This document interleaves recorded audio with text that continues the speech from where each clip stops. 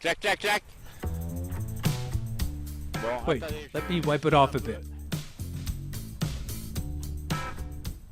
Clack, clack, clack. Oh shit. Clack, clack, clack. It doesn't work anymore. Oh, now it does. So, here is the Cape Horn. This is part of the way. It's the 6th time I've crossed the Cape Horn, the 3rd in 4 years. It isn't over yet, Mais but it's a good stage done. voilà. Encore des. There'll be more stories, many more stories. Little surf here. Come on, my old boy. Come on. Hop, voilà. There you go. Voilà, c'est That's it. bien. Et voilà. Bah. je suis content I'm happy to be here. Glad you've helped me. I hope you're also happy to be here with me because, as you can see, we're able to accomplish a lot together. Ensemble, on arrive à faire des trucs quand même. Thanks to you all. Clack, clack, clack. On December 30th, 2016, Jean Le Cam and Yann Eliès, who have been inseparable during the last 2 weeks, crossed the Cape Horn with only 1 hour and 8 minutes difference and resumed their side-by-side duel. The very same day, 7,000 kilometers away, at the other end of the Pacific, southwest of New Zealand, Fabrice Amédéo is over the moon. Dans quelques instants, In a few moments, we're going to cross a symbolic cape, the anti-meridian, which means we'll go from east to west. attention. Watch out. Et voilà. There. We're now westward. And that's great because we're now on the way home. Outside is nice too.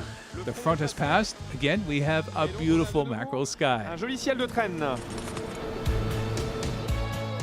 The anti-meridian is also the line that marks the change of date, and in the beginning of this 9th week of the race, the 19 skippers will celebrate the new year according to the time zones.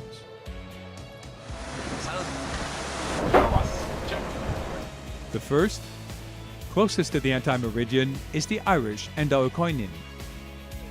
The last will be the American Rich Wilson. Hello, welcome on board Bureau Vallée. It is now December 31st, 2016. In a few hours, the new year.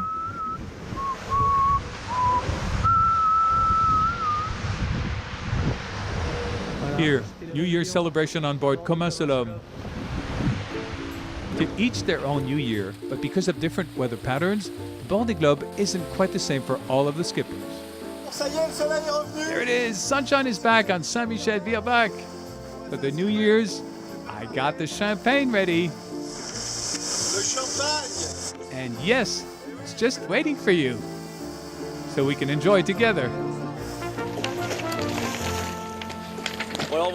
So here is what it's at since last night. No wind whatsoever. Here's the weathercock. The speed.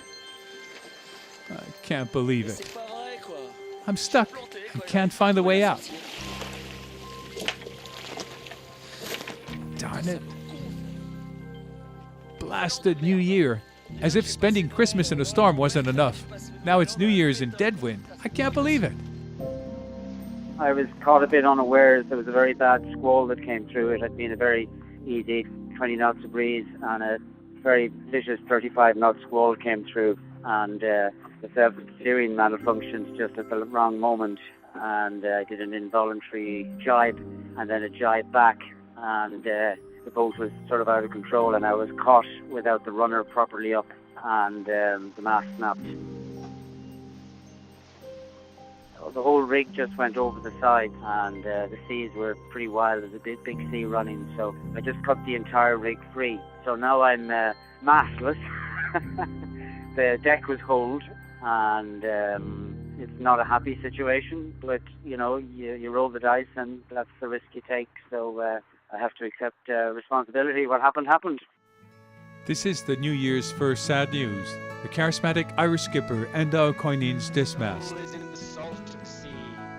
A damage that forces him to abandon here in the south of New Zealand. In contrast, a nice New Year's beginning for Armel Lecléache.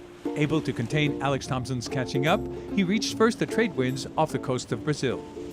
Ça penche. It's leaning. It's not very comfortable. It's a bit wet too. Hitting hard.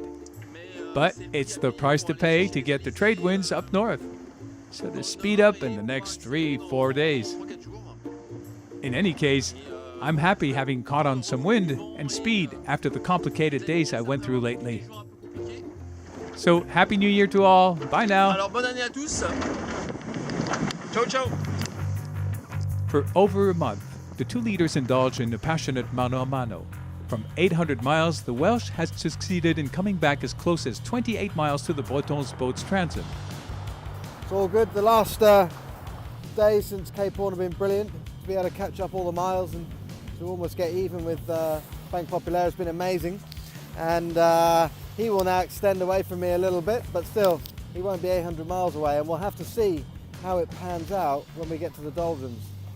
Oh là là là là. C'est incroyable. What suspense? What suspense? We'll sort things out after the doldrums. It's pretty much the next delicate obstacle. The objective for me is to widen the gap in the next hours, the next days, get ahead as much as possible so to secure an advance. Approach the doldrums more serenely, in my mind anyway. That's what's going to set the tone to the rest of the race. According to the gaps, the strategies will be radically different. In third position, Jérémy Bayou, deprived of communication means to access good weather files, sails the old-fashioned way and narrows the gap with the head of the race a little more every day. A genuine performance. Compared to the leaders, I hadn't been at less than 1,000 miles since end of October. So that's a nice progression. And mostly, I'm glad to have looked ahead. Not to have said to myself, it's over, they're 1,000 miles ahead, and it won't change anything. You've got to look ahead. It's a little harder for Jean-Pierre Dick, who every day is more and more threatened by the Eliès-Le-Cam tandem. Yann Eliès is now as close as 38 miles from Jean-Pierre Dick. So now we're going to go along in cooler conditions, so to speak, because we're still going to be sailing to windward in closed speeds for the next days. But a very rough sea. So we're not home free yet, but at least we can close the South Sea box, even if there are still a few albatross behind me. On next video, I hope to be in my underwear or wearing a bathing suit covered with sun cream. In 7th position, Louis Burton is preparing to cross the Cape Horn, a grand premiere. I got an email from the Chilean authorities asking me to be careful because this is the most dangerous crossing on the planet. So that makes it even more exciting, and at the same time it's scary to cross this area. Maybe I blew it out of proportion in my mind, but yes, I have to admit I'm a little scared.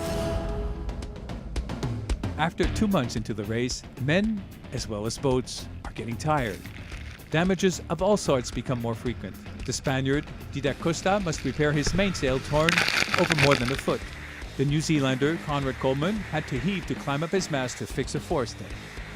Alan Rua had to change his starboard rudder that had been cut off by an unidentified floating object and had to plug a water ingress that was flooding the boat. These competitors could resume racing but are physically exhausted. Sébastien Destremaux was for 7 days at anchor in Tasmania for a complete checkup of his boat's rig. Oh, it's quite shaky still. Jean Le Cam is very angry against himself. Voilà ce que c'est que... Here's what you can call a bad jibe, a bundle of battens. I screwed up and I'm not proud, I can tell you.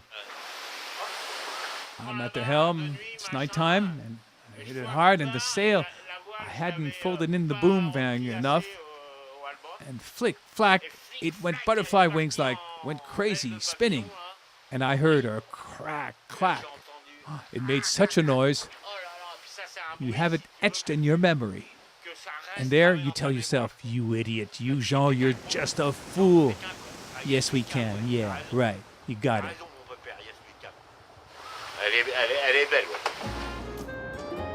The slightest damage at this point can have tremendous consequences in the last weeks of the race.